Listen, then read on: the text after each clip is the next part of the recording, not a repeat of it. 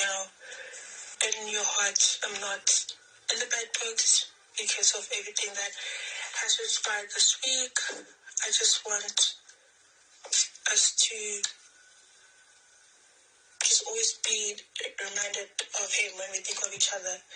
And although I did tell you that he didn't do right by me most of the time, of the situation of us being together, and had I not been a part of the funeral, there wouldn't be a funeral at all. And that's not things I tell to people to say, I pray for it every day, and I did this, that. That's not, because that's going to bring shame to the family. However, I just want to tell you that my intention of everything was not malicious, rather to just look up in and move on with my life, with what I said and posted, okay?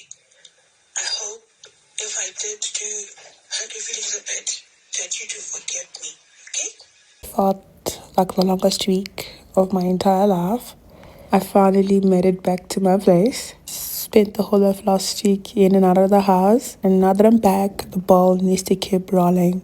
And although it isn't the most beautiful Monday, it is a new week, and you know what that means? You and I are going to journal together, starting with feelings that we are going to welcome this week. And although life is very much unpredictable, we still need to set our intentions straight. Secondly, we're going to go into our 3 goals for the week. You are not going to miraculously achieve the goals you set in January. You have to follow up with that, so make sure that every single week you do at least achieve something. And second, lastly, the things that we are grateful for. Don't nod your head. There should be at least one thing you're grateful for in this life. And lastly, what is your mantra or affirmation for this week? Mine are that I'm good enough and capable of doing hard things, worthy of being loved, not alone in my experiences, stronger than the limitations of my mind, and letting go of self-judgment, turning up the volume of positivity, that I am perfectly as I am, a magnet of blessings, deserving of good things, grateful for all the abundance around me, creating the life that I want,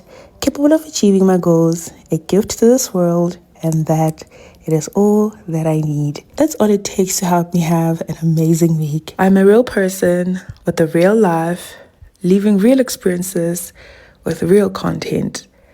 Okay? And after about 3 hours of cleaning up the house, I took a shower and ordered some pasta. I haven't been on the internet for over a week now. I don't know what's trending, what to watch, but I'll probably figure it out.